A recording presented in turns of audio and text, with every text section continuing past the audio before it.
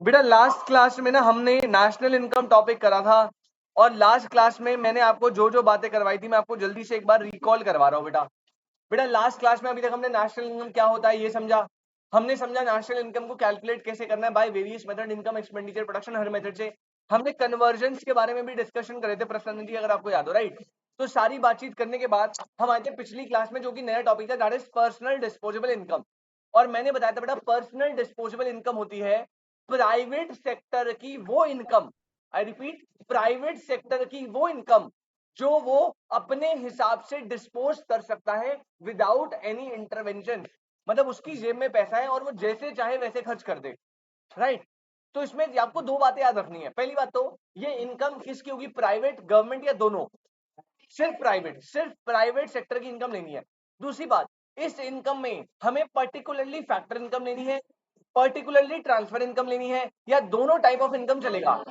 दोनों type of. National income में ये रूल था कि हमें सिर्फ बेटा फैक्टर इनकम लेनी है, बट इसमें ऐसा कुछ नहीं है, इसमें आपको फैक्टर के साथ साथ क्या लेनी है, ट्रांसफर इनकम भी लेनी है, राइट। अब इसके फॉर्मूले की बात करें तो फॉर्मूला बताने से पहले मैंने आपको बताया था कि बेटा हमें जो है ना, हमें दे रखा होगा एनडीपी एट एफसी, जिसे हमने क्या कंसीडर करा था, ए। क्या बोलेंगे इसे, ए।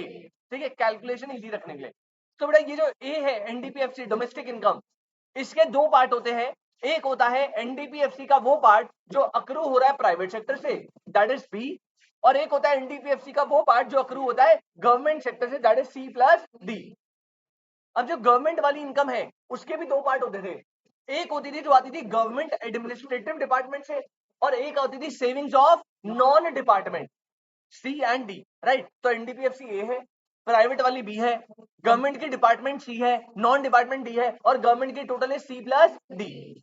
फिर मैंने फॉर्मूला बताना स्टार्ट करा था आपको। सबसे पहले मैंने बताया था प्राइवेट इनकम होता है एनडीपीएफसी का प्राइवेट वाला पार्ट विच इज बी, उसमें ऐड करेंगे नफीफा, उसमें ऐड करेंगे ट्रांसफर पेमेंट। बेटा आपको याद ही, आपने किसी ने बताया नहीं, मैंने वहां स्टार बनवा के छुड़वाया था, उसमें नोट देना था, नोट ही देना भूल गए हम, उसके बिना तुमसे क्वेश्चन हिलते नहीं अगली क्लास, पिछली क्लास में। फिर तुम मुझे गालियां देते यार सर ने क्या पढ़ा दिया है, तो कुछ आ ही नहीं रहा समझ में। तुमने एक दो क्वेश्चन पढ़ेंगे तुम्हें समझ आया होगा कि ये क्या क्या दे रहा, कुछ समझ नहीं आ रहा, बट टेंशन मत लो, आज एक नोट लिखवाऊंगा सिंपल सा आपको मस्त एकदम, फिर आप कोई भी क्वेश्चन कर दोगे। अच्छा, इसी फॉर्मूले को थोड़ा सा मॉडिफाई करा था, तो बेटा बी की जगह हमने क्या लिखा था, A minus C plus D plus NFIA plus transfer payment, और उस ए और नफीफा को ऐड करूंगा तो बेटा निकलता था एनएनपी एट एफसी। क्या निकलता था, एनएनपीएफसी में माइनस करेंगे सी प्लस डी, ऐड करेंगे ट्रांसफर पेमेंट। इस ट्रांसफर पेमेंट की कुछ बसूड़ी है, अभी हम आज से सॉल्व करेंगे।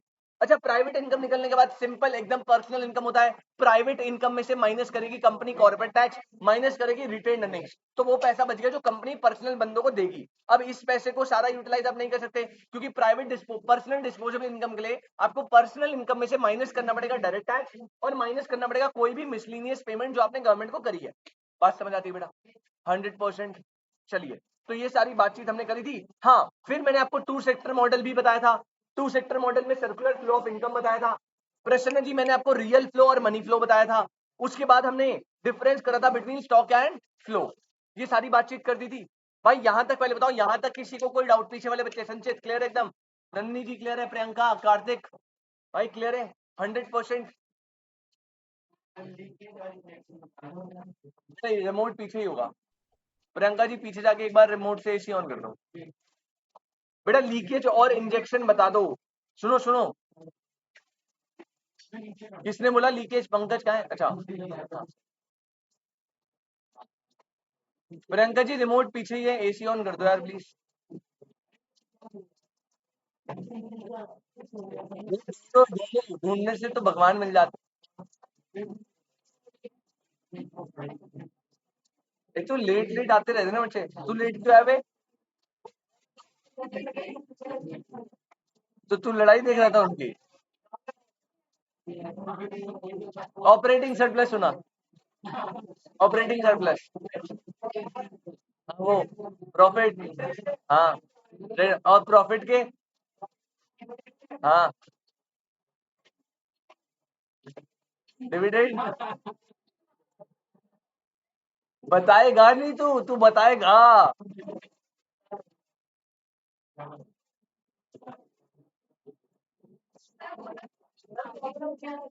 है?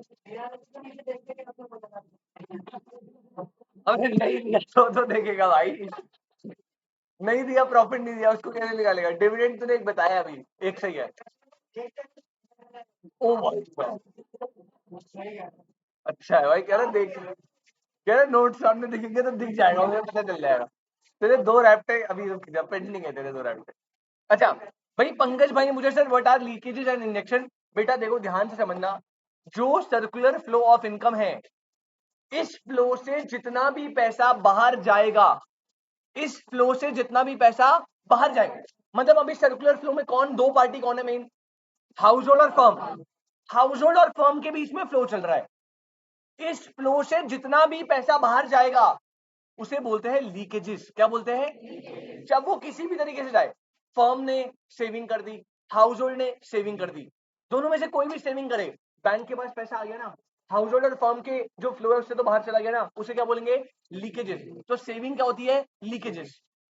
अगर हाउस होल्ड या फर्म किसी ने भी बैंक में कोई इन्वेस्टमेंट कर दी, क्या हाँ, बैंक में कोई इन्वेस्टमेंट कर दी, लीकेजेस। आपको ट्रांजैक्शन ढंग से पढ़ना है, बैंक के पास पैसा जा रहा है ना, हाँ, अगर बैंक ने कोई इन्वेस्टमेंट कर दी, बैंक की इन्वेस्टमेंट क्या होती है? जब आपको लोन देता है, राइट? अगर बैंक ने आपको लोन दे दिया, चाहे हाउस होल्ड को दिया चाहे फर्म को, अब वो क्या हो गया? इंजेक्शन, क्योंकि वो फ्लो में पैसा ऐड कर रहा है। बात समझ आ रही है आपको? ठीक है, तो बेटा लीकेजेस होती है इस फ्लो से, जब पैसा बाहर जाता है तो वो फ्लो के पैसे को कम करता है। इंजेक्शन जो होते हैं वो होते हैं इस फ्लो में जब पैसा आता है उससे फ्लो का पैसा बढ़ता है। अच्छा ये सारे डिस्कशन हमने कर लिए थे, अब ना एक गड़बड़ बच गई जी सर, फर्म की, बेटा वो इसी फ्लो में रहेगी, इसी फ्लो में रहेगी। सर क्यों रहेगी? सर वो पैसा तो घूम नहीं रहा, बेटा वो इसलिए रहेगी ना क्योंकि रिटेन्ड अर्निंग्स की जाती है फॉर फ्यूचर एक्सपेंशन। फ्यूचर में वो पैसा जाए, मतलब फ्यूचर में जब वो अपनी बिजनेस को ग्रो करेगा तो उसे लैंड चाहिए, उसे एक्स्ट्रा लेबर चाहिए, उसे एक्स्ट्रा कैपिटल चाहिए, तो वो पैसा कहां से आएगा? लैंड लेबर कैपिटल कौन देता है? हाउस होल्ड देता है, तो उन्हें पैसा देगा। रिटेन्ड, हाँ जी, हाँ लेकिन फ्लो से पैसा बाहर नहीं जा रहा ना। नहीं रिटेन्ड अर्निंग्स भाई देख, पहले मैं बता रहा हूँ, रिटेन्ड अर्निंग्स सेविंग्स नहीं होती। रिटेन्ड अर्निंग आप बिजनेस में पैसा रिजर्व कर रहे हो फॉर अ पर्टिकुलर यूज। अभी आपने पढ़ा नहीं, जब आप कंपनी की इंटर में जाओगे, आप पढ़ोगे बहुत सारी चीजें, तब आपको पता लगेगा जो भी आपके रिजर्व होते हैं उनका कुछ पर्पस होता है स्पेसिफिक। ऐसे नहीं बन जाता रिजर्व की आपने डाल दिया, जैसे आप एक रिजर्व पढ़ते हो प्रोविजन फॉर डेप्थ। अब प्रोविजन फॉर डेप्थ जो है, आप क्या उसे किसी भी पर्पस के लिए यूज कर सकते हो? भाई उसका काम है एक पर्टिकुलर, कि जब आप कोई नया प्लांट एंड मशीनरी लोगे तब वो प्रोविजन फॉर डेप्थ का पैसा हेल्प करता है। एक रिजर्व होता है सीआरआर, कैपिटल रिडम्पशन रिजर्व, आप पढ़ोगे। वो ऐसा नहीं कि फालतू बड़ा है कुछ भी कर लो, उसका एक स्पेसिफिक काम होता है, उसका स्पेसिफिक काम होता है टू इशू बोनस शेयर, वो बोनस शेयर के लिए बनता है। आपने एक पढ़ा होगा सिक्योरिटी प्रीमियम रिजर्व, सर ने बताया सेक्शन 52 लॉ का, अभी आपने पढ़ा नहीं है। सेक्शन 52 में लिखा है कंपनीज एक्ट 19 कंपनीज एक्ट 2013 में, कि सेक्शन 52 बताता है कि सिक्योरिटी प्रीमियम रिजर्व किस किस पर्पस के लिए यूज होगा। थ्योरी का क्वेश्चन आता है तुम्हें अकाउंट्स में 3 नंबर का, याद है? एसपीआर क्यों यूज होता है? प्रीमिलिनी एक्सपेंसेस को राइट ऑफ करने के लिए, बोनस इशू करने के लिए, राइट इशू करने के लिए, है ना? प्रीमियम डिस्काउंट या प्रीमियम ऑन डिबेंचर्स को राइट ऑफ करने के लिए, उसके पर्पस होते हैं ना। तो जो रिटेन अर्निंग्स या रिजर्व होते हैं बेटा, वो सेविंग्स नहीं है। सेविंग क्या होती है? मेरे पास साइड में पैसा पड़ा है, मैं किसी भी पर्पस के लिए यूज कर सकता हूँ। तो लीकेज नहीं है ना, लीकेज कैसे है भाई? अरे कंपनी के पास पड़ा है, वो फर्दर फ्लो में ऐड, वो फर्दर फ्लो में डालेगी उसे, जब वो बिजनेस एक्सपेंशन करेगी ना। अभी मैंने भाई इसको पैसे को सेव रखा है, कल को मैं जब बिजनेस एक्सपैंड करूंगा तो मुझे लैंड लेबर कैपिटल चाहिए होगा, तो वो हाउस होल्ड से लेके पैसा दूंगा ना उन्हें, तो वो फ्लो में ही है। भाई फर्म ने होल्ड करा है और वो बाद में फैक्टर सर्विसेज परचेज करेगी उससे, बट बाद में करेगी तो फ्लो का पार्ट ही है, ठीक है? वो लीकेजेस इंजेक्शन कंसिडर नहीं होगा। तो बेटा ये सारे डिस्कशन करने के बाद मैंने आपको, अभी आगे तो हम बढ़ेंगे ऑब्वियसली, बट प्लीज आप ना पहले थोड़ा सा पहले आ जाओ, आपको ये वाला फॉर्मूले वाले पेज पे आ जाओ, इस वाले फॉर्मूले वाले पेज पे। यहाँ पे आपको मैंने कुछ 2-4 नोट लिखवाने थे जो मेरे से गलती से मिस हो गए थे, आई एम रियली सॉरी। उसके बिना आपसे क्वेश्चन नहीं हो पाएंगे, तो आप प्लीज उससे पहले आ जाइए। अब आपके पास दो ऑप्शन है, या तो आपके पास पेज बचा हुआ कम से कम आधा पेज, आधा पेज चाहिए कम से कम आधा पेज, अगर है बहुत बढ़िया वहीं लिख देना भैया नोट डाल के, अगर नहीं है जो मोस्टली नहीं होगा, तो अभी आप इसे रफ में करेंगे, रफ में करना, आगे मत कर देना। और घर जाके मुझे इस पे स्टिकी नोट चाहिए सबके, और फिर आज आप वो पीडीएफ सॉल्व करेंगे 12-15 क्वेश्चन का जो भी है, अब सारे हो जाएंगे, टेंशन मत लेना। मेरे पास बेटा पेज की कोई दिक्कत नहीं है, तो मैं यहाँ साइड में जा रहा हूँ, अभी आप ये रफ में नोट कर सकते हो, घर जाके बना लेना। हाँ जी, सॉरी, या उसके नीचे मत कर, मैं चाहता नहीं हूँ कंफ्यूजन ना हो जाए बाद में। स्टिकी नोट लगा दियो, क्या दिक्कत है ना? या फिर जिस रफ पेज में आप कर रहे हो ना, उसी को फाड़ के सबसे ऊपर चिपका देना, स्टेपल कर देना, तो वो ऐसा कुछ हो जाएगा ना। ऐसे कर लेना जैसे आपको ठीक लग रहा है, बस आगे मत करना, इसी जगह पे करना। बेटा प्लीज नोट लिखिए। अब मैं आपको मैक्सिमम बजट दे रहा हूँ कि मैक्सिमम मैक्सिमम आपके एग्जाम में क्या हो सकता है। सबसे पहले लिखेंगे नोट नंबर 1, और नोट नंबर 1 है बेटा ट्रांसफर पेमेंट इंक्लूड्स। बेटा ट्रांसफर पेमेंट में आपको पेपर में क्या क्या लेना है। अगर ट्रांसफर पेमेंट डायरेक्टली नहीं दिया तो, अगर डायरेक्टली ट्रांसफर पेमेंट दिया है तब तो बात ही खत्म। अगर नहीं दिया, और जो 100% कह रहा हूं नहीं देगा ये चीज, डायरेक्टली देगा ही नहीं, तो इसमें आते हैं 3 कंपोनेंट। कितने कंपोनेंट? तीनों को ऐड करना है। तीनों को क्या करना है? और मत समझना कि ये है ये है ये है, बीच में इंक्लूड बोला, तीनों आएंगे मतलब। बेटा इसमें नंबर 1 सबसे पहला जो आपको लेना है वो है net current transfer from rest of the world. ये लिए दे रखा होगा आपको, आशीष भाई से नोट करना है। बेटा इसमें आप ऐड करेंगे number 2 current transfer from government.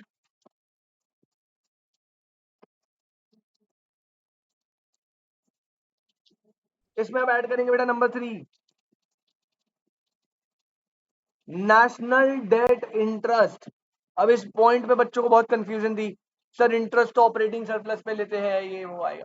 National date interest एक ट्रांसफर पेमेंट होती है। अच्छा इसको ना और नाम से दे सकता है संचित, थर्ड वाले के मल्टीपल नाम होते हैं, इसको और करके लिखो बेटा। मैक्सिमम पेपर में इंटरेस्ट ऑन नेशनल डेट बोल देगा, इंटरेस्ट ऑन नेशनल डेट, या फिर बेटा और करके ऐसे बोल सकता है interest on public debt, interest on public debt. और इसमें बेटा ऐड करेंगे तुम्हारा फेवरेट अनएम्प्लॉयमेंट अलाउंस। बेटा सरकार बेरोजगारों को 2,500 रुपए पर मंथ देती है। अब प्रश्न न करिए सर हम कैसे ले सकते हैं, ये बताइए।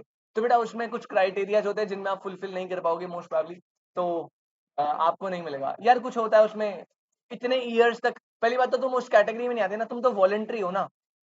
मान लो तुमने सीए कर लिया, उसके बाद भी तुम्हें जॉब नहीं मिल रही है। अबे बेटा तेरा चिट्ठा कुट्टा पता है सब, निकाल देंगे सब कुछ। 2,500 रुपए मिलते हैं। अब कहोगे सर आपको कैसे पता, आएगा आपके दिमाग में, समझ जाओ। अच्छा तो ये चारों आपको दे रखे होंगे, इन चारों को ऐड करना, आपका क्या मिलेगा? Transfer payment. सर इनमें से कोई नहीं दिया तो बेटा जो नहीं दिया उसे 0 ले लेना, ठीक है। बेटा इसके पीछे लॉजिक है, बड़े बड़े चीजें हैं। अगली क्लास में टाइम, जब ये चैप्टर खत्म हो जाएगा, टाइम मिलेगा तो फालतू बातें मैं बता दूंगा। नहीं नहीं नहीं, वो नहीं है, वो नहीं है जो तू सोचा, वो नहीं है। लोन लिया होता फिर तो वो फैक्टर पेमेंट हो जाती है ना, ये अलग ही चीज होती है, ये अलग ही चीज है। अच्छा भाई आ गया हो, सुनो सुनो भाई, नोट नंबर 2 डालो, नोट नंबर 2 जल्दी से भाई जल्दी से। बेटा सेकंड लिखना, corporate tax is also known as, corporate tax is also known as. बेटा याद है आपको कॉर्पोरेट टैक्स आता था पर्सनल इनकम में, सेकंड स्टेप में प्राइवेट इनकम में से माइनस करते थे कॉर्पोरेट टैक्स। तो आपको पेपर में किस किस तरीके से दे सकता है, अब लिखो। वहां पे ना इंक्लूड लिखा था, मतलब ये सब ऐड होंगे। यहाँ पे क्या लिखा है? ऑल्सो, मतलब इनमें से कोई एक दिया होगा, ठीक है। क्या क्या दे सकता है बेटा? वो आपको दे सकता है, पहला तरीका वो बोलेगा टैक्स ऑन कंपनीज, ये भी कॉर्पोरेट टैक्स है, या टैक्स ऑन कॉर्पोरेट, और करके सेकंड दे सकता है बेटा profit tax oblique tax on profit, और करके ऐड नहीं हो रही है, और बोल रहा हूं डायरेक्ट टैक्स, सॉरी ये तो थर्ड स्टेप में था direct tax, direct tax paid by companies, direct tax paid by, हाँ तो बच्चे कंफ्यूजन में ना इसे थर्ड स्टेप में ले लेंगे, पर्सनल डिस्पोजेबल इनकम वाला, वहां था ना personal income minus direct tax, ये डायरेक्ट टैक्स नहीं है, डायरेक्ट टैक्स होता है इंडिविजुअल का, और जो डायरेक्ट टैक्स कंपनी पे लगता है उसे क्या बोलते हैं, कॉर्पोरेट टैक्स। ठीक है हेमा, कंफ्यूजन तो नहीं होगी ना बेटा। चलिए नेक्स्ट आइए बेटा, आप 4 स्टिकी नोट लगेंगे या वो पेज स्टेपल कर लेना जो भी है। नेक्स्ट लिखना नोट नंबर 3, नोट नंबर 3 लिखेंगे retained earnings,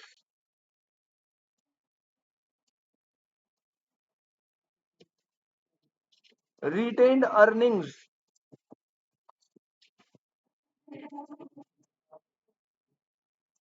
also known as, जो बच्चे YouTube में देखेंगे इसे रिकॉर्डिंग चल रही है इससे बोल रहा हूँ, इसका जो न्यूमेरिकल का पीडीएफ है ना जो आज आपको कल आपको मिला था, वो मैं डिस्क्रिप्शन में डाल दूंगा, तो अगर आपको रिवीजन करते टाइम कोई प्रॉब्लम हुई कि क्वेश्चन दोबारा करने हैं और ग्रुप में पीडीएफ नहीं मिल रहा होगा तो डिस्क्रिप्शन में होगा, चेक कर लेना, इसी लेक्चर के लेक्चर 5 है शायद है। Retain earnings also known as, इसमें क्या क्या नाम है बेटा सुनो, सबसे पहला इसे बोलते हैं undistributed profit,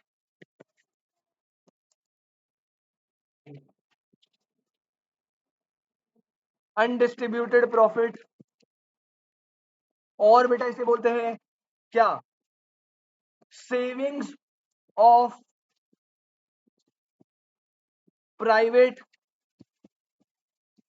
corporate sector. Siddharth भाई ज्यादा दिमाग मत लगाना, सेविंग्स ऑफ ये नाम है बट ये सेविंग नहीं है, इसे लीकेज कंसीडर मत कर लेना प्लीज। थर्ड, और करके बेटा इसका और नाम है प्लग बैक प्रॉफिट,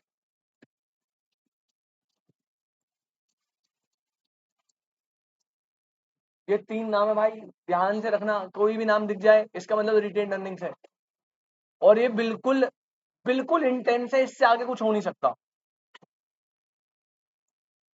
और लास्ट ले दो note number 4,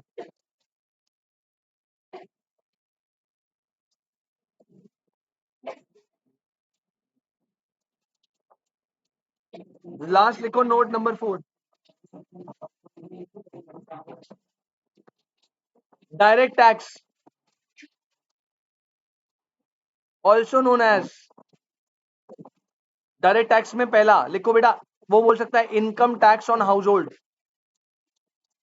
sorry income tax by household. Second, tax on household. Third, tax on individual. बस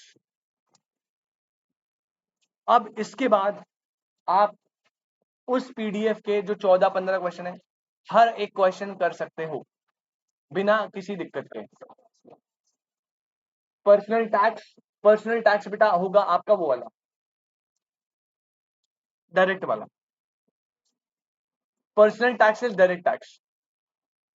अब लिख दिया personal tax on corporate sector, corporate tax, यहां लिख लो भाई, आरुषि जी ने बोल दिया तो लिख लेते हैं। क्वेश्चन में था क्या,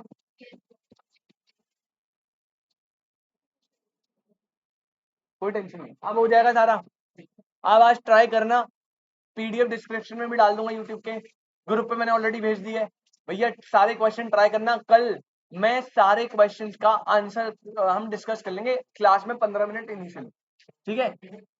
अरे कल मतलब जब भी अगली क्लास है, ठीक है, सारा पहले होमवर्क डिस्कस करेंगे, फटाफट से आंसर मैच करेंगे, जिसमें डिफिकल्टी आई वो हम क्लास में कर लेंगे। अच्छा इसके अलावा ना 2 चीजें और आएंगी जो आपको गड़बड़ दे सकती है, अभी सुन लो ध्यान से, इसमें 2 चीजें और आएंगी, बट अभी आपको, अब मुझे मैंने चेक नहीं करा वो चीज आपके सिलेबस में है या नहीं है, बस अभी ना कोई भी क्वेश्चन हो आपको ना सिर्फ 3 ही चीजों पर फोकस करना है, personal income, private income, personal disposable income, उसके अलावा और कोई चीज मत देखना।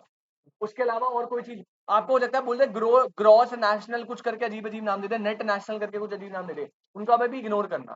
मुझे पता नहीं है, मैंने चेक बुक में आपकी दिखा नहीं मुझे, अगर होगा क्वेश्चन में होंगे, क्योंकि वो क्वेश्चन तो इंटर वाले क्वेश्चन है ना सारे, वो नहीं करने। जिसमें भी कुछ ग्रॉस नेशनल कुछ अटपटा दिख जाए ना, उसे छोड़ देना, जो नाम तुमने सुना ना हो। सॉरी, नहीं नहीं, एनडीपीएफसी तो तुमने सुना है ना, वो तो डोमेस्टिक इनकम है। कुछ अटपटा बोले ना, gross national transfer payment eight factor cost, अजीब सा, तो छोड़ देना बस। पहले बताओ यहाँ तक कोई दिक्कत? नोट हो जाएंगे ऐड, बस। अब आप क्वेश्चंस कर देना होमवर्क में, उसी पीडीएफ को सॉल्व करके। अगली क्लास हो जाए तो आ जाना, वरना घर पे ही रहना बेटा, मंडे मतलब। अबे यार अगली क्लास मतलब जब भी होगी यहाँ पे। हाँ, आ जाओ भाई नेक्स्ट टॉपिक, आ जाओ भाई नेक्स्ट टॉपिक। कल टेस्ट है, हाँ जी 100%। हेडिंग डालो भाई, क्या करवाना है आज, ठीक है। अरे हेडिंग डालो, हेडिंग डालो।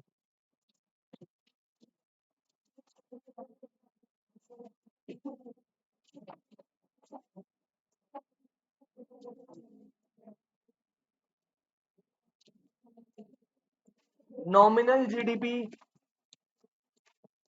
वर्सेस रियल जीडीपी, ठीक है। आज और मैक्सिमम कल, कोशिश तो करूंगा आज ही, मैक्सिमम कल तक ये चैप्टर का फर्स्ट पार्ट खत्म हो जाएगा, फिर हम जाएंगे अगले पार्ट में। अगली क्लास, अगली क्लास, बार बार बोल रहा हूं, कल मतलब अगली क्लास।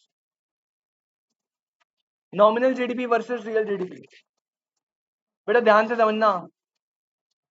पहले 1 मिनट के लिए पेन रखो और एग्जाम्पल सुनना ध्यान से। 1 मिनट में समझ आया, बहुत सिंपल है, और 1 मार्क का एमसीक्यू बनेगा। कैसा बनेगा बता रहा हूं अभी। पहले एक बात बताओ, क्या आप ना जीडीपी का मतलब समझते हो?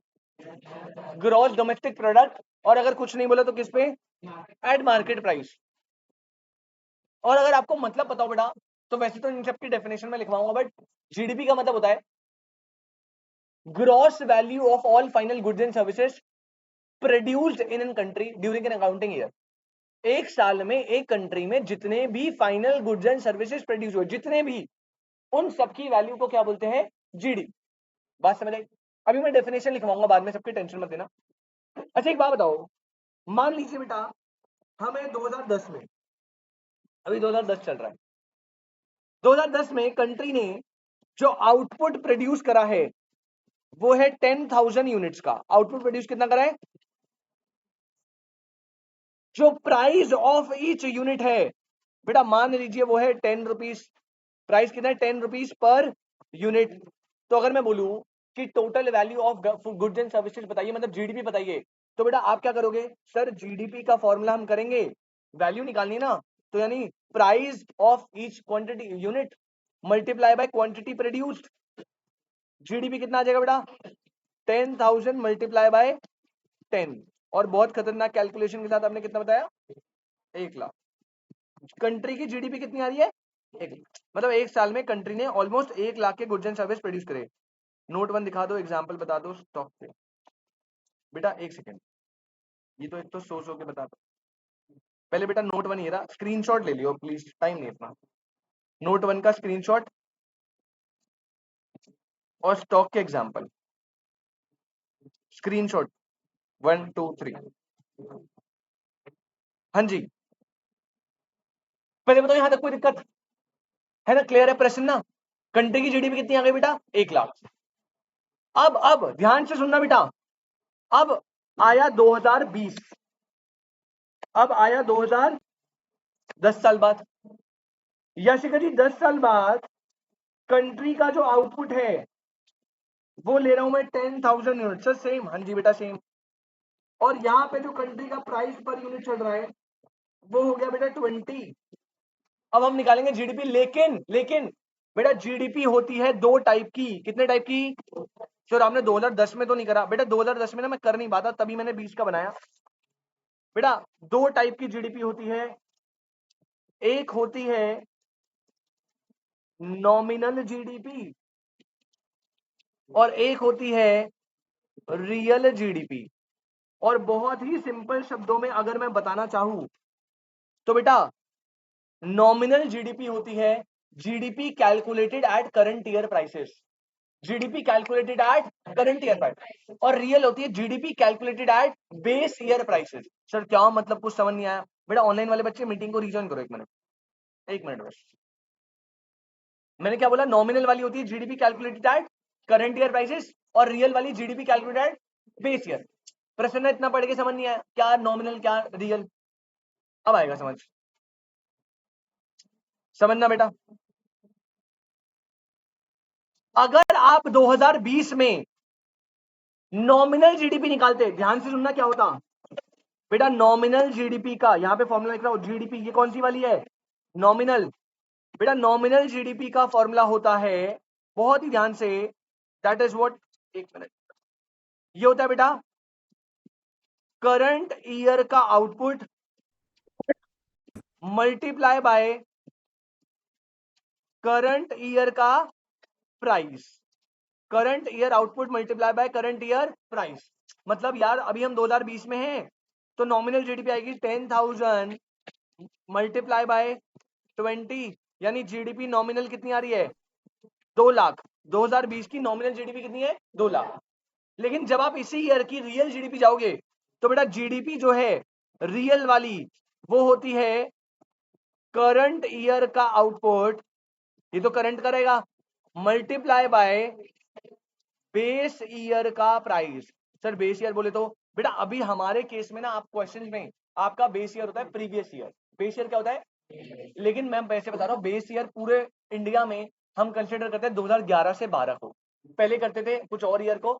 बेस ईयर मतलब क्या होता है बेटा? बेस ईयर मतलब होता है एक ऐसा ईयर जिसमें कोई भी नेचुरल या मैनमेड फ्लक्चुएशन ना आए।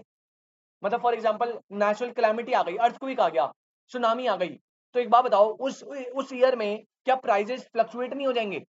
हो जाएंगे ना। तो उस बेस ईयर होता है एक ऐसा ईयर जिसमें ना सब कुछ स्टेबल रहा हो, एकदम स्टेबल, कोई नेशनल कैलामिटी नहीं आई, कोई वॉर नहीं हुई, कुछ नहीं हुआ। तो उस ईयर को ना हम कंपेयर करने का बेस्ट ईयर मानते हैं, क्योंकि उस ईयर में जो भी चीज होंगी वो एकदम रॉ होगी ना, एकदम नेचुरल।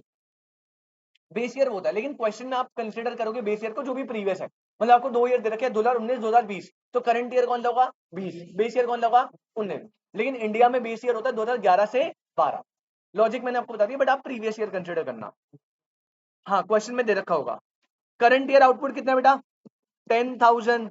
अच्छा बेस ईयर का प्राइस, बेस ईयर का कितना है? 10 रुपए। तो बेटा ये हो गया 10, और आपका रियल जीडीपी कितना आ गया? पहले बताओ, समझ आया बेटा? अभी उससे क्या पता लगता है वो बाद में देखते हैं, पहले ये देखो नॉमिनल रियल समझ आया बेटा? नॉमिनल में मैं फिर से रिपीट कर रहा हूं, नॉमिनल होती है GDP calculated at current year price, GDP calculated at, और रियल होती है GDP calculated at at base year का प्राइस। तो अगर आप इसे कंसिडर करो, प्रश्न इतना समझ आया दोनों क्या होते हैं? अच्छा अब मेरा क्वेश्चन क्या है समझो, 2010 में जीडीपी कितनी है? 1 लाख। 2010 में जीडीपी कितनी है? 2020 में नॉमिनल जीडीपी कितनी है? 2 लाख। मतलब नॉमिनल जीडीपी कह रही है कि ग्रोथ हुई है ट्वाइस की, 1 लाख से कितनी हो गई? 2 लाख, नॉमिनल कह रही है। और रियल को अगर आप देखो तो पहले थी 1 लाख, और आज रियल कितनी है? 1 लाख। तो प्रश्न ना रियल जीडीपी कह रही है कि कंट्री की कोई ग्रोथ नहीं हुई। तो मेरा क्वेश्चन ये है कि कंट्री के लिए एक्चुअल ग्रोथ कौन अच्छा है? ग्रोथ पर्पस के लिए एक्चुअल में कौन अच्छा है? पहले बताओ कौन कौन कह रहा है नॉमिनल, कौन कौन कह रहा है रियल? अच्छा रियल वाले बताना जरा भाई, क्यों होती है? एक सेकंड, रियल क्यों अच्छी होती है भाई? सर रियल जूस अच्छा होता है ना, तो हाँ रियल क्यों होती है? कुछ होता ही नहीं है, कुछ होता नहीं है तो अच्छी है। Nice answer. हाँ करण भाई, सॉरी, कंपैरिजन क्या? तो इसमें भी कंपेयर कर रहे हैं भाई पुराने का। Very good very good sir, sir नहीं, डिपेंड कुछ नहीं करेगा भाई, दोनों में से अगर क्वेश्चन आया नॉमिनल वर्सेस रियल में से better indicator of economic growth कौन सा है, तो आरुषि जी वो होता है रियल जीडीपी। क्या होता है सर? कैसे बेटा? देखो ध्यान से, आप एक बात बताओ, 2010 में आपका आउटपुट कितना था? 2020 में आउटपुट कितना था? क्या प्रोडक्शन के लेवल पे कोई चेंज आया? मतलब आपकी कंट्री ने प्रोडक्शन तो करा ही नहीं, पहले जितना था आज भी उतना है, लेकिन नॉमिनल जीडीपी जो इंक्रीज शो कर रही है वो कर रही है due to change in price. तो क्या प्रश्न नहीं, अच्छी बात है, आपकी कंट्री में प्रोडक्शन का लेवल सेम है और इन्फ्लेशन होने की वजह से नॉमिनल ग्रोथ शो कर रहा है, क्या ये अच्छी बात है? नहीं है भाई। नॉमिनल जीडीपी ना अच्छी इंडिकेटर ऑफ इकोनॉमिक ग्रोथ नहीं है, क्योंकि उसमें चेंज आने के दो रीजन है। अगर चेंज आ रहा है due to change in production तब तो वो बिल्कुल अच्छी है, 100% अच्छी है। लेकिन अगर चेंज आ रहा है due to change in prices तो क्या ये कंट्री के वेलफेयर के लिए अच्छी बात है? नहीं अच्छी बात। ऑन दी अदर हैंड जब रियल की बात करोगे तो रियल में तो prices will remain constant, price तो सेम रहेगा ना जो आपने पहले वाला लिया है। तो यानी कि रियल जीडीपी में चेंज आने का सिर्फ एक ही कॉज है, due to change in output only. तो ये हमें इकोनॉमिक ग्रोथ बेटर दिखाएगा ना। मतलब रियल जीडीपी अगर चेंज होगी तो उसका गारंटी एक ही कॉज है कि ये कंट्री ने प्रोडक्शन में चेंज करा है, या तो ज्यादा या तो कम। लेकिन नॉमिनल कुछ एक्चुअल दिखा नहीं सकती, जैसे यहाँ पे नॉमिनल ग्रोथ दिखा रही है लेकिन एक्चुअल ग्रोथ है नहीं, ये वेलफेयर के लिए बेकार है, चीजों की महंगाई हो रही है आपकी कंट्री में। समझ आ रहा है? तो पहला पॉइंट डेफिनेशन हो गई, calculated at current year price, calculated at base year price. दूसरा पॉइंट आपका क्या हो गया बेटा? फॉर्मूला, इसका current year output into current year price, उसका बेस ईयर प्राइस। बेटा तीसरा पॉइंट आप देखेंगे, तीसरा पॉइंट पता है क्या आ जाएगा? तीसरा पॉइंट आ जाएगा ये जो है ना, एक second, not a better indicator of economic growth. बेटा इकोनॉमिक ग्रोथ का better indicator, on the other hand जब मैं रियल की बात करूंगा तो ये क्या होता है? Better indicator of, better indicator of economic growth, better indicator of economic growth, ये आपका बेटर इंडिकेटर है। और लास्ट पॉइंट बेटा, नॉमिनल जीडीपी जो है ना, इसमें चेंज आ सकता है दो रीजंस की वजह से। या तो क्या हो जाए? चेंज इन आउटपुट, और ये वाली चीज अच्छी है बुरी? ये वाली अच्छी है। लेकिन अगर चेंज आया ड्यू टू चेंज इन, ये अच्छा है या बुरा? बुरा। लेकिन रियल में अच्छी बात क्या है ना, कि जो जीडीपी है कौन सी वाली? रियल वाली, उसमें चेंज आता है due to change in output only. क्या बात समझ आई?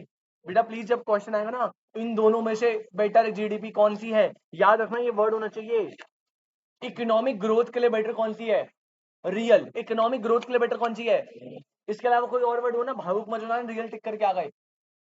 इकोनॉमिक ग्रोथ के लिए कौन सी बेटर है? रियल। सर दोबारा क्यों बोल रहे हो? अभी अगला क्वेश्चन आएगा ना तब बताऊंगा क्या है, पहले बताओ यहाँ तक कोई दिक्कत? हाँ जी सिद्धार्थ भाई, आपने बीच में क्वेश्चन बोला था।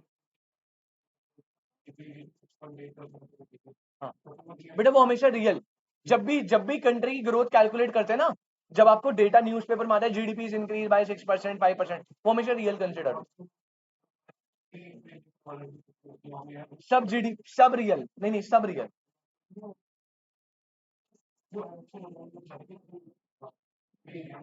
नहीं नहीं जी, जो जीडीपी की वैल्यूएशन बताती है ना, वो आपकी नॉमिनल बेसिस पे हो सकती है, रियल बेसिस पे भी हो सकती है, डिपेंड करेगा। जब भी आपको जीडीपी का मेंशन होता है ना, वो हमेशा क्लियर करता है कि कैसे कैलकुलेटेड है। नहीं नहीं ऐसा जरूरी नहीं, नहीं नहीं जरूरी कुछ नहीं। जो भी डेटा आपको मिलेगा ना, उस डेटा में हमेशा मेंशन होगा कि वो नॉमिनल बेसिस पे कैलकुलेटेड है या रियल बेसिस पे। जो परसेंटेज का पीक आता है राइट, वो हमेशा डीम्ड है कि वो रियल पे कैलकुलेट हो। जो अमाउंट बेस्ड होती है उसमें कुछ कंफर्म नहीं है, नॉमिनल रियल कुछ भी हो सकती है। नहीं ऐसा कुछ नहीं, वो तुझे बाहर से दिखने के लिए अच्छा लगेगा ना, अंदर से जो डीप डाउन हमें पता है, अगर प्राइस की वजह से 3 ट्रिलियन बना है, फायदा है कुछ? तो वो डेटा जो भी प्रोवाइड कर रहा है, जो भी न्यूज़पेपर है जहां से भी कलेक्ट करा जा रहा है वो डेटा, वो अपने सोर्स में मेंशन करेगा it is current year prices और बेस ईयर प्राइसेस। कुछ नहीं बोला तो हम रियल ही अज्यूम करते हैं ग्रोथ पर्सपेक्टिव के, रियल। अगर कुछ नहीं बोला तो हम प्रीवियस ईयर से कंपेरेटिव बताएंगे ना।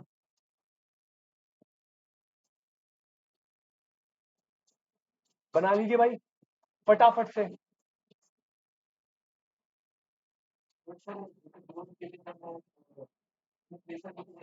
हाँ जी, नोट करना है। हाँ जी,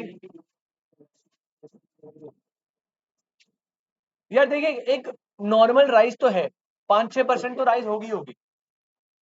तो जब आप कैलकुलेट करोगे, आप ऑब्वियसली नॉमिनल भी निकालती है सरकार, ऑब्वियसली उन्हें सब कुछ कंपेयर करना है, लेकिन इकोनॉमिक ग्रोथ के परस्पेक्टिव से कि लास्ट ईयर से आज हमने कितना ग्रो करा, उस कंपैरिजन के लिए आप रियल को लेते हो।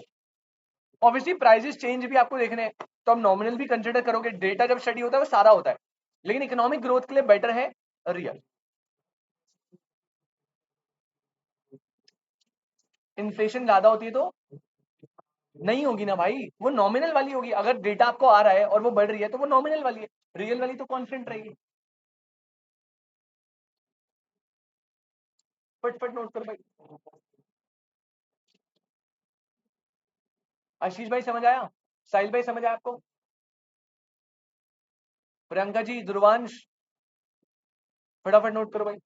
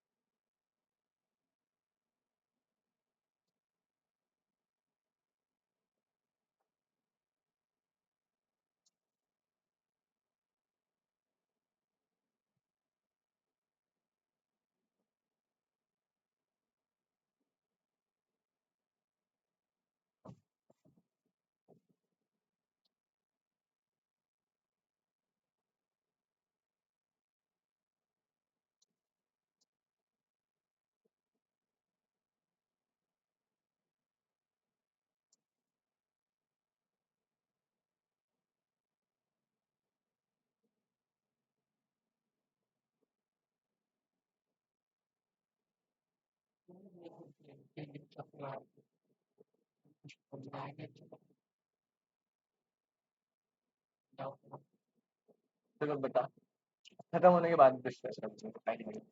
नेशनल डेट इंटरेस्ट भी पूछा है ना किसी ने, वो बता। बड़े आगे, वेरी स्लो। अबे ये क्या कर रहा है, यूं यूं कर रहा है, बोलना भाई। मतलब इमेजिन कर रहा है कि 50 बच्चों में से मैं इसका ये देख लूंगा। खेल लो, तुम खेल लो। कह रहा है सर ऊपर करो। Very naughty. हाँ जी, अब भाई रूल बना रहा हूं मैं। सबको ये बोला सर स्क्रीन को ऊपर कर दीजिए, ठीक है ना? सर ऊपर करो, सर नीचे करो, क्या बदतमीजी है, गंदे बच्चे बप।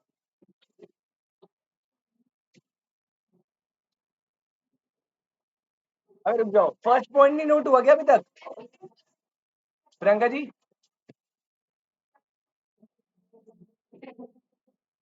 जिसका हो गया ना, अब मैं बता दू क्वेश्चन कैसा आएगा इसमें से।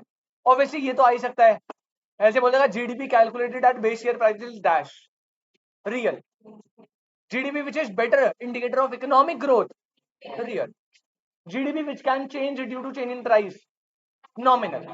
जो इसका फेवरेट क्वेश्चन है, जो इसमें से इंटर में भी आता था, वो है जीडीपी डिफ्लेटर। ट्वेल्थ में पढ़ा है आपने, है ना? कुछ सुना है जीडीपी? बता देता हूँ। इसी के नीचे ना एक छोटी सी हेडिंग बनाना,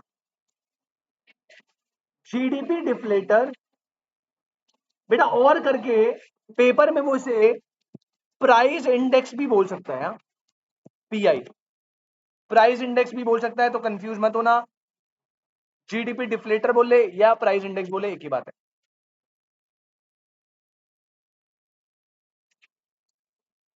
अच्छा,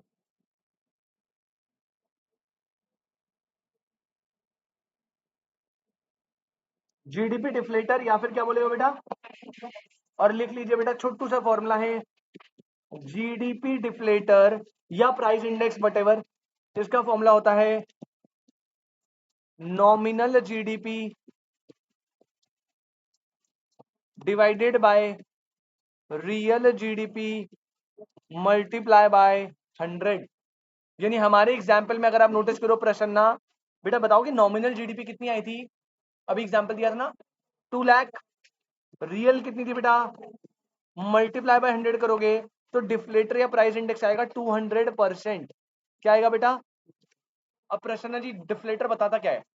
आपको पता होगा बेटा, इंडेक्स तो आपने 11 में पढ़ा था, इंडेक्स नंबर्स। अबे अभी भी तो इंडेक्स तुम्हारे सिलेबस में। इंडेक्स क्या होता है? इंडेक्स होता है जो दो, अबे इन्फ्लेशन, फिर तुम वही वाली बात कर देते हो। अबे इन्फ्लेशन नहीं बताता इंडेक्स। इंडेक्स क्या होता है पहले ये समझो। इंडेक्स होता है एक ऐसा स्टैटिस्टिकल टूल जो किसी भी वेरिएबल को दो डिफरेंट पॉइंट पे मेजर करता है, किसी भी वेरिएबल को। अब तुम पढ़ते हो प्राइस इंडेक्स, क्या पढ़ते हो तुम? तो तुम्हारा जो मेजरमेंट होता है वो इन्फ्लेशन आता है। अगर मैं क्वांटिटी इंडेक्स पढ़ रहा हूं तो उसे इन्फ्लेशन थोड़ी बोलेंगे। मतलब ये बताएगा, एक ऐसा मेथड है, टूल है, जो बताएगा जैसे मैंने आज मान लो, आज मैं 100 किलो प्याज उगा रहा हूं, अगले साल मैं 150 किलो प्याज उगा रहा हूं, तो जो नेट इंक्रीज आया है ना, उसे कैलकुलेट करने का टूल है इंडेक्स।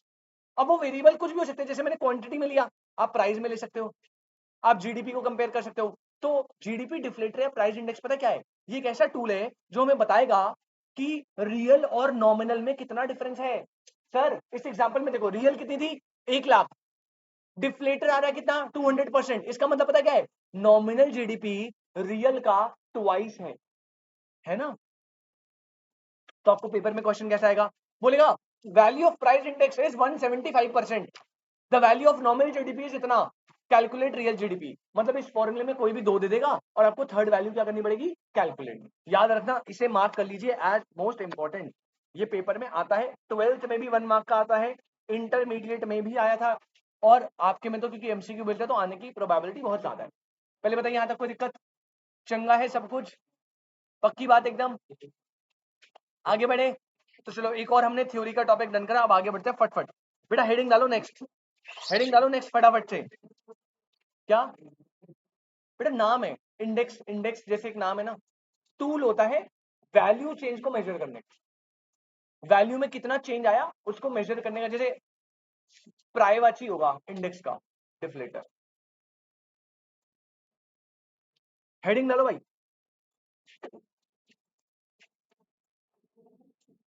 प्रिकॉशंस, हेडिंग डालेंगे प्रिकॉशंस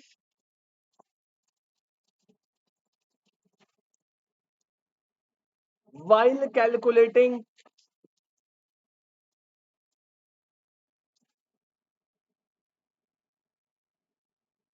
नेशनल इनकम।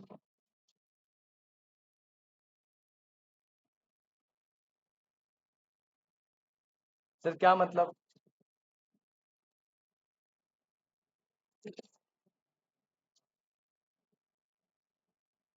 बेटा यहाँ पे ना देखो, कुछ प्रिकॉशंस है,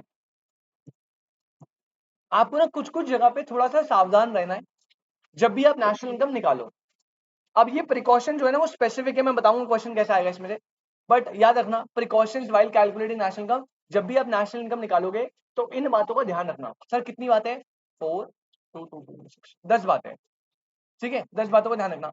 अब मैं कैसे पढ़ाता हूँ, मैं इन प्रिकॉशंस को ना दो टाइप में डिवाइड कर रहा हूँ। कितने टाइप में? एक बनाऊंगा मैं कॉमन प्रिकॉशन और एक बनाऊंगा मैं सेपरेट प्रिकॉशन। सर दोनों में डिफरेंस क्या है? बेटा हमारे पास नेशनल इनकम निकालने के कितने मेथड्स है? 3, production, expenditure, income. Common precaution होते हैं वो प्रिकॉशन जो तीनों मेथड में कॉमन होंगे, और सेपरेट प्रिकॉशन होंगे जो मेथड के हिसाब से चलेंगे।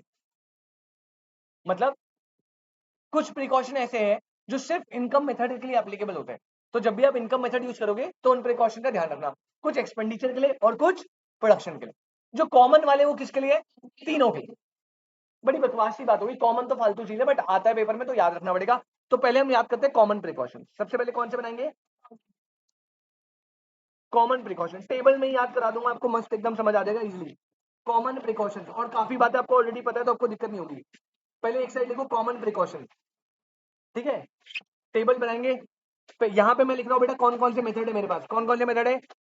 इनकम मेथड है, अगला क्या है? एक्सपेंडिचर मेथड है, और अगला क्या है?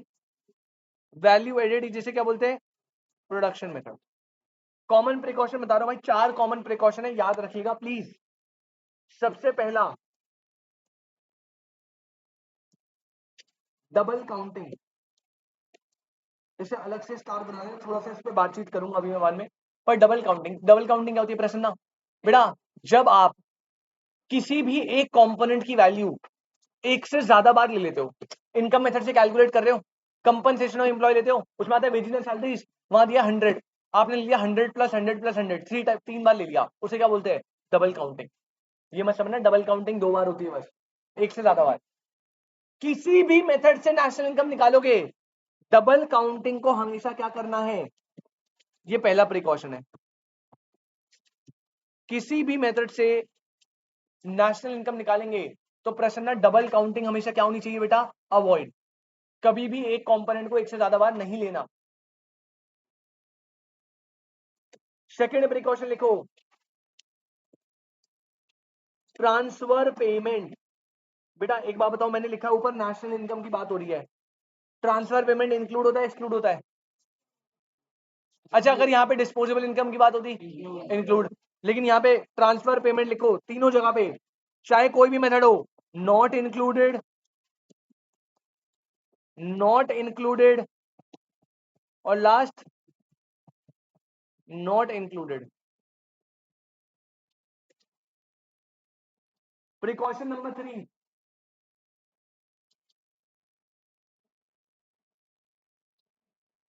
Cell of second hand good. ओ बंदर,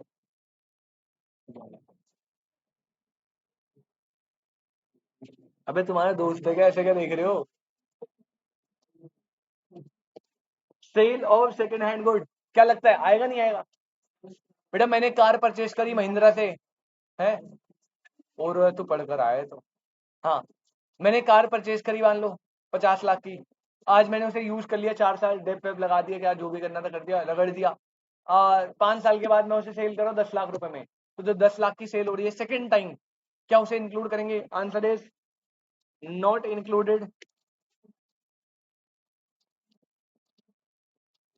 नॉट इंक्लूडेड, सॉरी नहीं, सॉरी डिस्पोजेबल में, हाँ जो सेल ऑफ सेकंड डिस्पोजेबल में। बेटा यहाँ पे ना इसको क्यों नहीं माना, और उसके 2-3 रीजन है। पहली बात तो ये इनकम नहीं है, सिर्फ क्यों, पैसा तो आ रहा है बेटा, रिसीट है, इनकम नहीं है। जैसे मेरा काम पढ़ाना है, ऑर्डिनरी कोर्स ऑफ बिजनेस में जो आप रिसीव करते हो ना उसे इनकम बोलते हैं। क्या मेरा काम गाड़ियां बेचना है, डेली गाड़ियां बेच रहा हूँ? नहीं, ये इनकम नहीं है, ठीक है, तो ये not included. Sorry, capital receipt, हाँ कैपिटल रिसीट तो होगी, आप कोई एसेट बेच रहे हो कोई दिक्कत नहीं है, ऐसा कोई कंपल्सन नहीं है। मैं यहाँ पे ना 2 लॉजिक है, देख, पहला लॉजिक तो ऑर्डिनरी कोर्स ऑफ बिजनेस से रेवेन्यू आ नहीं रहा, एक लॉजिक ये है। दूसरा लॉजिक जो एक और कुछ इकोनॉमिस्ट बोलते हैं कि यहाँ पे ना गुड्स एंड सर्विस प्रोड्यूस नहीं हो रहे। गुड्स एंड सर्विस तो एक बार प्रोड्यूस हो गए ना, जब आपने फर्स्ट टाइम खरीदा, उसके बाद आप उसको कितनी बार भी बेचते रहोगे तो वो इनकम तो आपको देगी, बट गुड्स एंड सर्विस का कोई एडिशनल प्रोडक्शन नहीं हो रहा, दैट्स व्हाई वो इंक्लूड नहीं करते। लेकिन इसमें नोट है ध्रुवांश भाई एक बारी, लेकिन आपको क्या सर, ये ना कास्ट 24 ट्रू वैल्यू, इनका तो काम ही यही है बेटा, इनका काम है, और ये इस पर चार्ज करते हैं कमीशन। क्या चार्ज करते हैं?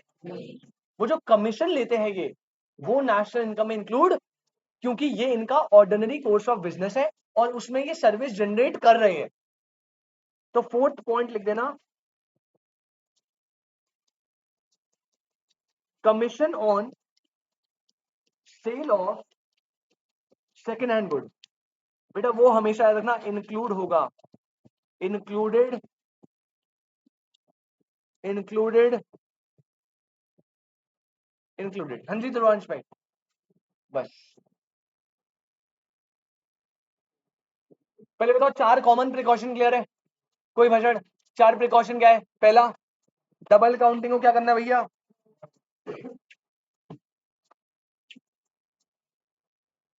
डबल काउंटिंग को अवॉइड करना है, ट्रांसफर पेमेंट को not included, sale of second hand good not included, लेकिन उस पर कोई कमीशन पे हुआ तो इंक्लूडेड। अच्छा अब मैं आता हूं बेटा किस पे, अब मैं आता हूं सेपरेट प्रिकॉशन पे, ध्यान से आना। सबसे पहले हेडिंग डालो इनकम मेथड, पहले मैं इनकम मेथड के क्या करवा रहा हूं आपको, सेपरेट वाले प्रिकॉशन। अब ये जो प्रिकॉशन है ना बेटा, ये सिर्फ इनकम मेथड के भाई, याद रखना।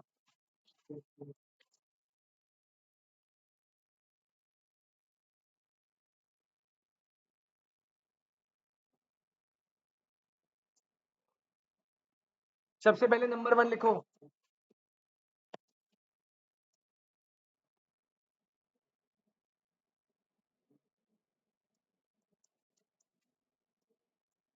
windfall gains, windfall gains are not included। बेटा याशिका जी 1 नंबर की जुआरी है, पत्ते खेलती है दिन रात, भाई साहब मोटा पैसा कमाती है, गैम्बलिंग, हॉर्स रेस, जुआ, 3 पत्ती, रम्मी सब करती है।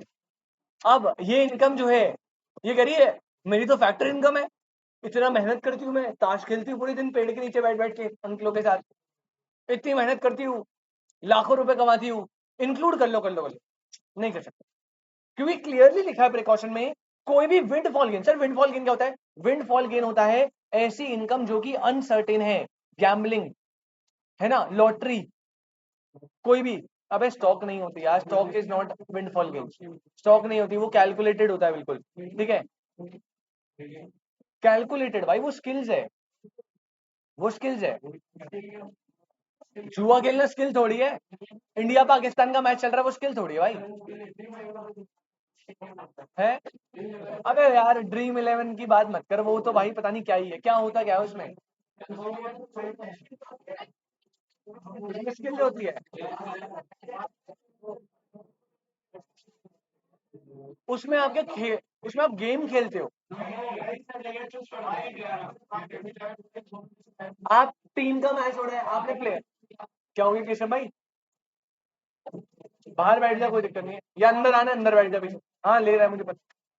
ड्रीम मुझे एग्जैक्टली मॉडल नहीं पता उनका, एक तो कुछ ऐप्स होती है जो ना आपको गेम टूर्नामेंट्स होते हैं, गेम खेलो, जैसे 8 बॉल पूल होता था, उसमें टूर्नामेंट्स हो रहे हैं, आप खेलो अपनी स्किल से और उससे पैसे मिलेंगे। तो ड्रीम 11 में क्या होता है, आप खेलते हो या फिर जुआ होता है,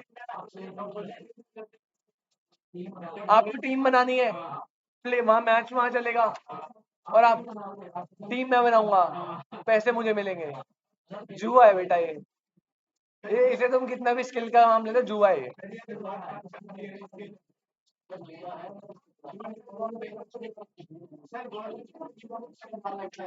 पता नहीं भाई कैसे, इसमें क्या स्किल है, इसमें तो रोहित शर्मा की स्किल है।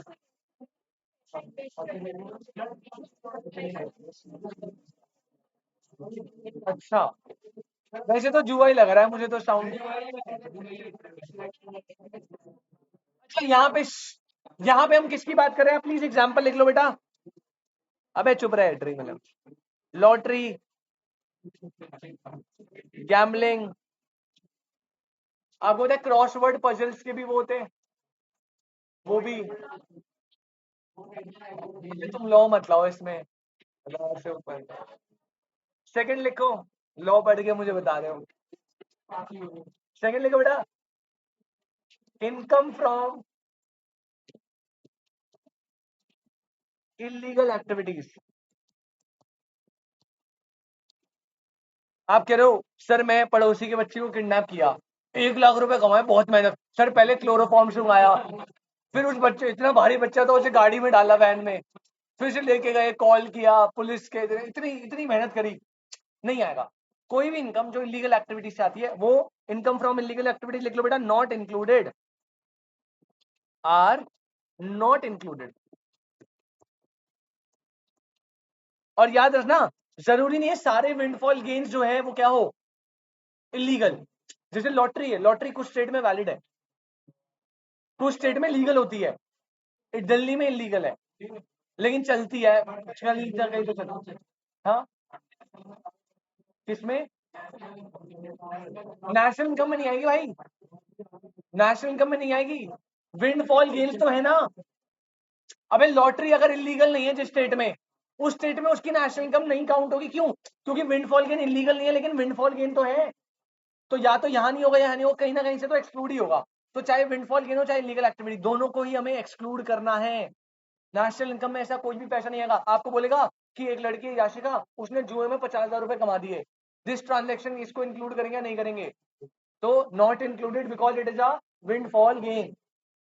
अच्छा ये होगा इनकम मेथड के। अब आओ अगली हेडिंग डालो जल्दी, अबे फटाफट डालो जल्दी से। Expenditure method. हाँ वैसे सही कह रहे आपको पता है लॉटरी जुए सब में इलीगल एक्टिविटी है, लेकिन अगर पकड़ी गई टैक्स कटता है। वो बेटा जो टैक्स करता है ना वो इनकम टैक्स पहले ही आके कह देता है कि भैया देखो हम तो टैक्स काट लेंगे, उसके बाद जो क्रिमिनल आपके ऊपर केस चलेगा वो अलग है, पहले आप हमें टैक्स दे दो, उसके बाद देखो। मैम टैक्स ही इतना कट जाता है, अगर आपकी कोई भी ना अनएक्सप्लेन्ड इनकम पकड़ी जाती है ना, अनएक्सप्लेन्ड इनकम, तो उस इनकम का 78% टैक्स लग जाता है।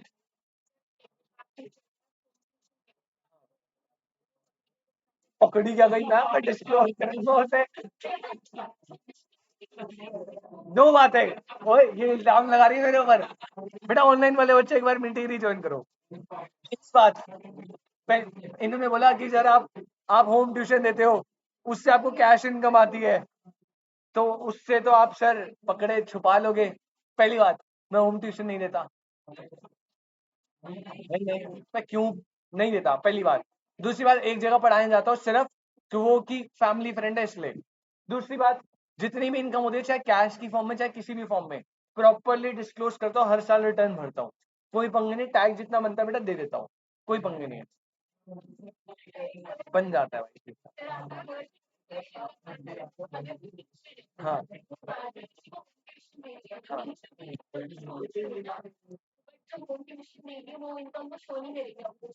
वो मैम एथिकली रॉन्ग है ना, जैसे मेरे को अगर कोई एक्स्ट्रा इनकम आ रही है जो कैश में तो मैं शो करूंगा, अगर मैं नहीं कर रहा, अगर मैं नहीं कर रहा और मेरी टैक्स लाइबिलिटी में उसमें चेंज आ रहा है, जैसे मान लो मेरी इनकम 7 लाख है, 7 लाख तक there is no tax India में अब, तो अगर मेरी इनकम 7 लाख पर एनम है तो मुझे कोई टैक्स नहीं देना, लेकिन मुझे 5 लाख की एक होम ट्यूशन की इनकम आ रही है पूरे साल में, अब उस इनकम को छुपाने से मेरा स्लैब चेंज हो रहा है, अगर 12 लाख हो गया तो थर्ड स्लैब में जाऊंगा, 30% टैक्सेबल होगा। अगर सरकार को बाद में पता लग गया 5 लाख रुपए छुपाए हैं अनएक्सप्लेन्ड इनकम पे, सीधा 78% टैक्स है, सारी पेनल्टी वेनल्टी सब लगा के, मतलब उस एडिशनल 5 लाख में सीधा 78% तो सरकार छीन लेगा कि तुमने बताया कि नहीं 30% दे देते ना पहले, अब सीधा 78 लाओ, और उसके बाद जो बचा सर बाकी तो बच गया, सही है बढ़िया है। बेटा उसके बाद तो क्रिमिनल एक्ट जो आप पे लगेंगे वो अलग है, पहले तो इनकम टैक्स लगा के जेल जा रहा है, रुक जा, जेल जाने से पहले टैक्स दे दे तू, ऐसे होता है। 78 सारी पेनल्टी सरचार्ज सेस वेस सब लगा के टोटालिटी में 78% लग जाता है। अब मुझे पता नहीं है सेस और सरचार्ज के अगर रेट चेंज हो गए, हर साल चेंज होते हैं, हमारे टाइम पे तो 78 तक चला जाता था। बेटा वो ना टैक्स लगता होगा, टैक्स टैक्स लगता है, टैक्स के ऊपर अगर वो इनकम ज्यादा है तो सरचार्ज लगता है, सरचार्ज से ऊपर हेल्थ सेस, हेल्थ सेस के बाद एजुकेशन सेस। इतना इजी नहीं है, इतना इजी जितना तू समझ रहा है ना कि सीधा इनकम का 10% ले लिया, ऐसा नहीं चलता, वो अलग ही होता है। शो तो करते ही है मैम, करते हैं जो नहीं, वैसे तो आपको सीधा बता दूं हर कोई चोरी करता है, और सरकार को पता है, सरकार को फर्क भी नहीं पड़ता उससे। गवर्नमेंट स्कूल में नहीं, प्राइवेट स्कूल में हो जाता है। हाँ अगर उस प्राइवेट स्कूल की कुछ पॉलिसीज है अपनी तो वो मेरे को पता नहीं है भाई, लेकिन गवर्नमेंट स्कूल का टीचर कहीं प्राइवेट ट्यूशन नहीं दे सकता, ये तो रूल है। हाँ नहीं पढ़ते, अगर आप फुल टाइम एम्प्लॉयड हो तो आप नहीं कर सकते। अच्छा वापस आओ, तुम्हारी टीचर दे रही है क्या?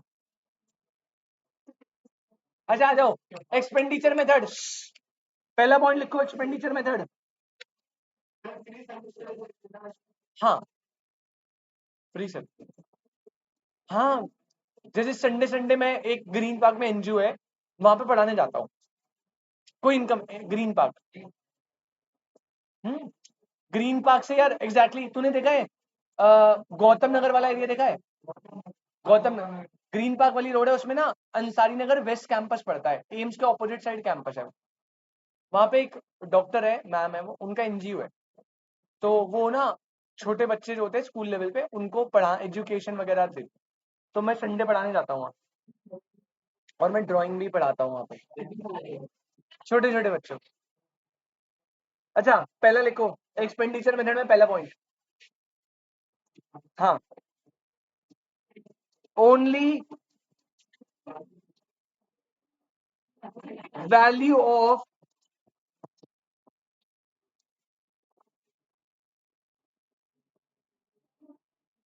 Final goods and services are included. और ये बात मैंने पहले भी बता रखी है प्रसन्न जी, सिर्फ एक्सपेंडिचर मेथड का पहला प्रिकॉशन स्नेहा, सिर्फ फाइनल गुड एंड सर्विस पे जो खर्चा हुआ है उसको हम लेंगे। इसका मतलब पता क्या है, ब्रैकेट में लिखिए ना, that is expenditure on intermediate goods. बेटा कोई भी खर्चा, एक्सपेंडिचर ऑन इंटरमीडिएट गुड्स जो होते थे, इंटरमीडिएट कंजम्पशन, उसे प्लस करते थे माइनस माइनस करते थे। और इसका लॉजिक पता है क्या है, अदरवाइज ना डबल काउंटिंग हो जाएगी। अब आप ये समझ नहीं पाओगे क्योंकि मैंने अभी बताया नहीं है, बस आप इतना याद रखो, फाइनल वाले को लेना है, इंटरमीडिएट गुड्स को आर नॉट इंक्लूडेड। प्रश्न क्लियर है बेटा? फाइनल वाले एक्सपेंडिचर को लेना है, कोई भी खर्चा जो इंटरमीडिएट गुड्स पे हुआ है उसको इंक्लूड नहीं करेंगे। अगर आपने कर लिया, अगर कर लिया एक्सपेंड इन इसको इंटरमीडिएट को, तो it leads to double counting. Example दूं कैसे? देखो, अब आप नोट मत करना, साइड में बस बता रहा हूं समझाने के लिए। प्रसन्ना जी मान लो मैं ना मोबाइल फोन बनाता हूँ, क्या बनाता हूँ? अब मोबाइल फोन क्या एक ही स्टेज में बनता होगा या प्रोडक्शन मल्टीपल स्टेज में चलता होगा? मल्टीपल स्टेज में, तो मैं 4 स्टेज लेते हैं। हे मैं सबसे पहले ना, मैं मोबाइल फोन का जो कोर कंपोनेंट होता है that is a motherboard, right? तो बेटा मैं मदरबोर्ड लगाता हूँ, मदरबोर्ड कॉस्ट करता है कितना? 10,000।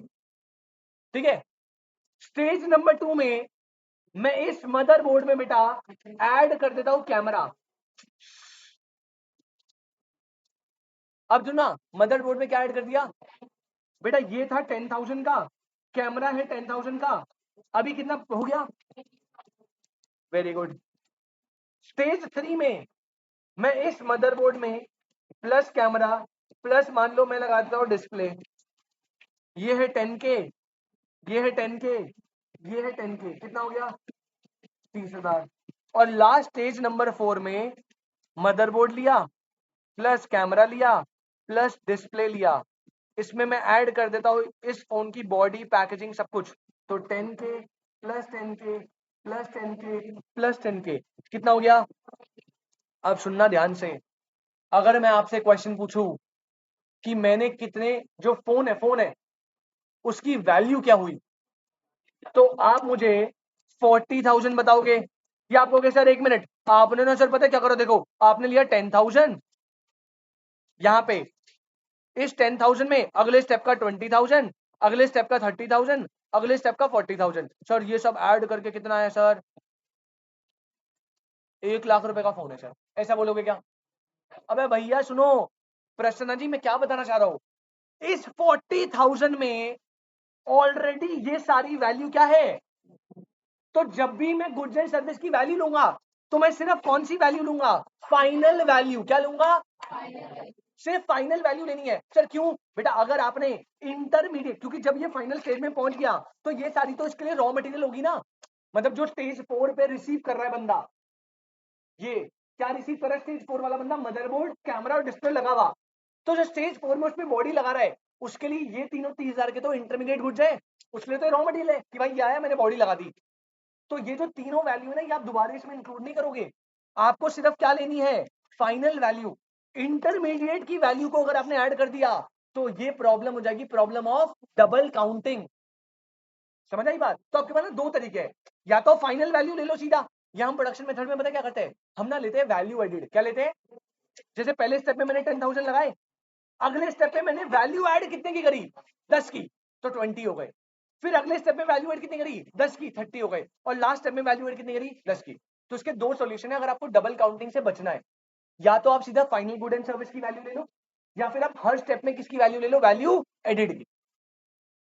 ठीक है, लेकिन इतना आपको पचड़े में नहीं पड़ना, बस मैंने लॉजिक बता दिया, फाइनल की वैल्यू लेनी है, इंटरमीडिएट की वैल्यू नहीं लेनी। और इन गुड्स के बीच का डिफरेंस मुझे याद है, मैंने नहीं लिखवाया, मैं लिखवा दूंगा। सेकंड पॉइंट लिख लो बस भाई, खत्म हो गया, 2 मिनट और लूंगा आपके। सेकंड लिखो, कोई भी एक्सपेंडिचर होगा on transfer of share and securities, कोई भी एक्सपेंडिचर होगा on transfer of share and securities, bond, debenture, हर टाइप की सिक्योरिटी आर नॉट इंक्लूडेड। बेटा क्या होगा? Are, because it is considered as a transfer income. जब मैं अपने शेयर, जैसे मैंने शेयर होल्ड करे, मैंने शेयर सेल करे, चिराग ने वो शेयर परचेज करे, तो उसके बीच में ना आपको पता होगा बहुत सारे एक्सपेंस होते हैं, ब्रोकरेज, कमीशन, ये सब। इन सबको ना आप, ये जो वैल्यू जा रही है ट्रांसफर की, इसको आप इंक्लूड नहीं करते, क्योंकि ना बार बार एक शेयर मेरे पास है, इसके पास गए, इससे इस पे गए, इससे इस पे गए, क्या शेयर बढ़ रहे हैं? शेयर तो वही है, बस ट्रांसफर हो रहे हैं। तो ट्रांसफर होने पे जितनी भी वैल्यू आएंगी उनको आप कभी भी कंसिडर नहीं करो, वो गुड्स के केस में। सिक्योरिटी शेयर के केस में ऐसा नहीं। तभी तो प्रिकॉशन है भाई, आपको इन पॉइंट्स में ना गड़बड़ लग सकती है, तभी तो मैं क्लियरली प्रिकॉशन दे रहा हूं कि ये ना एक्सप्रेसली मेथड ने बताया कि इनको इंक्लूड करना है और इनको इंक्लूड नहीं करना, तभी तो प्रिकॉशन है। मैम वो वैल्यू बढ़ रही है, जैसे फॉर एग्जांपल कंपनी है, कंपनी ने जब पहली बार शेयर इशू करे ना, जिसे बोलते हैं आईपीओ, उस टाइम हमने उनकी वैल्यू कंप्यूट कर ली है नेशनल इनकम में।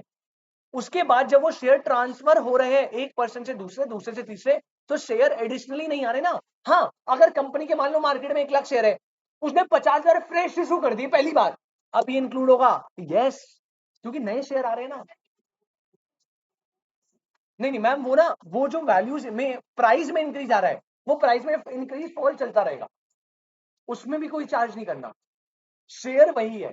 उस एक शेयर की वैल्यू हमने कंप्यूट कर ली है ऑलरेडी। जैसे फॉर एग्जांपल आपको पता है शूज है, शूज के प्राइसेस बढ़ते हैं, मैंने एक शू लिया, 50,000 रुपए का जूता था, मैंने ले लिया, अब वो 50,000 रुपए का जूता, तो 50,000 रुपए goods and service value add हो गई है ना, अब उसका प्राइस बढ़ता रहेगा, बढ़ता रहेगा, तो अब ये थोड़ी बोलोगे नया जूता प्रोड्यूस हो रहा है मार्केट में, जूते की वैल्यू तो आपने एक बार ले ली है ना, खत्म बात। कमीशन, जूते में तू कमीशन पे करेगा है?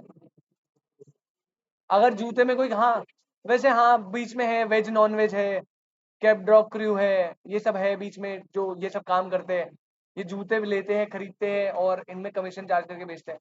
तो अगर कमीशन हो रही होगी तो हाँ आई गेस। बेटा जूतों में बहुत पैसा है, कार से महंगे जूते आते हैं। हाँ जी साहिल भाई, आप कुछ कह रहे थे? हाँ, अगर आपने सेल करे और उससे आपको प्रॉफिट जनरेट हुआ, हाँ वो तो प्रॉफिट के पार्ट में आ जाएगा ना, ऑपरेटिंग।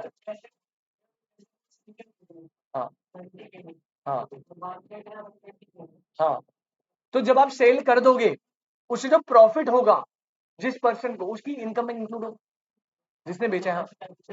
बट सिक्योरिटी के केस में ये नहीं होगा, सिक्योरिटी के केस में कोई भी ट्रांसफर में एक्सपेंडिचर होगा उसे इंक्लूड नहीं करना। मैं क्लियर वर्ड पकड़ो, ट्रांसफर में एक्सपेंडिचर, ट्रांसफर करने में जो एक्सपेंडिचर हो रहा है उसे इंक्लूड नहीं करना। यार जीरो का तो अलग ही है ना, वो तो कमीशन चार्ज कर रहा है। नहीं नहीं नहीं, देख मैं तुझे बताता हूँ क्या होता है। ये एक पर्सन है, इसके पास एक शेयर है किसी भी कंपनी का, इसने दूसरे पर ये सेल कर रहा है, सुन लो भाई ध्यान से, ये परचेज कर रहा है, मान लो इसने खरीदा था 80 रुपए में, आज ये हो गया 800 रुपए, इसका प्रॉफिट कितना है? ये इसकी इनकम में आएगा। लेकिन जब यहां से यहां पे ये ट्रांसफर होता है तो उसमें आते हैं एक्सपेंडिचर। अब आप पकड़ के बैठो कमीशन को, बेटा कमीशन एक एक्सपेंडिचर है, इसके अलावा मल्टीपल चार्जेस लगते हैं। तो जो कमीशन है, कमीशन तो इंक्लूड होगी, वो तो जीरो तक की इनकम है ना, लेकिन उसके अलावा एसटीटी लगता है, एक्सपेंस रेशियो लगता है, लोडिंग चार्जेस लगते हैं। जब आप कभी भी आप शेयर बेचोगे ना, अगर अभी मैंने रिसेंटली कोई सेल नहीं करा, जब आप सेल करोगे तो हमें चेक करना, लिस्ट आएगी, जीएसटी कटेगा, एसटीटी कटेगा, legal charges, exit load, brokerage, commission. तो जो कमीशन वाला पार्ट है, जो प्लेटफॉर्म ले रहा है, वो तो इनकम में इंक्लूड होगा, लेकिन जो अदर चार्जेस है, जो ट्रांसफर करने की फीस लग रही है, उसे आप इंक्लूड नहीं करोगे। वो तो जीरो था कि कमीशन है, वो तो इनकम में इंक्लूड होगी ना। हाँ, जो अदर चार्जेस है, एग्जिट लोड होता है, बहुत सारी चीजें होती है, एसटीटी वगैरह, उनकी बात कर रहे हैं।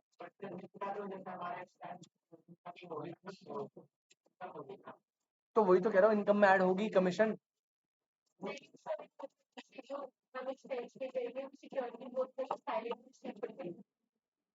जो आप एक्सपेंस पे करोगे एग्जिट लोड वगैरह, हाँ होगी, बट हमें नहीं इंक्लूड, हाँ हम इंक्लूड नहीं करेंगे उसको।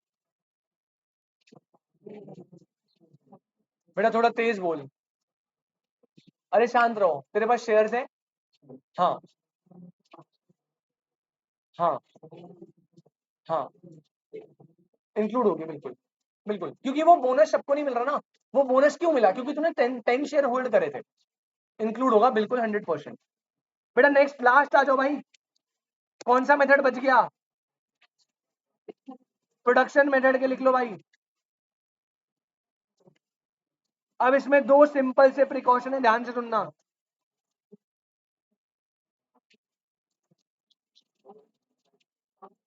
प्रश्न जी, प्रोडक्शन मेथड के दो precaution.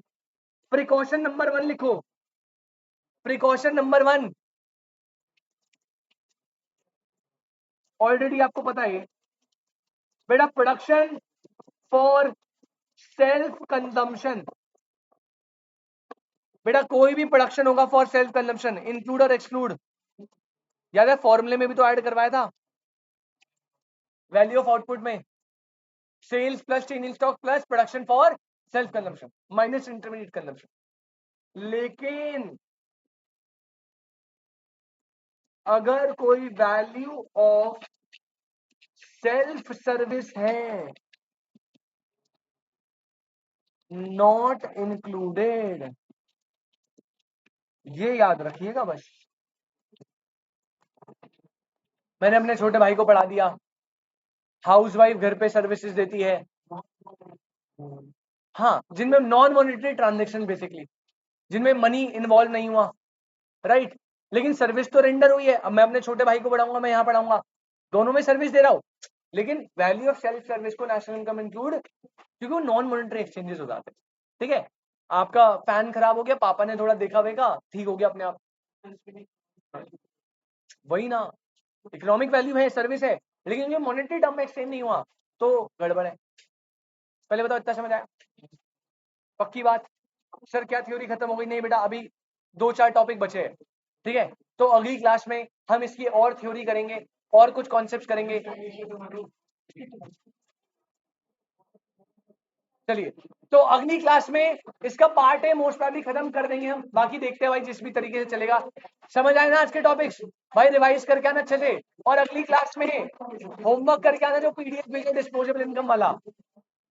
Tata bye bye, take care.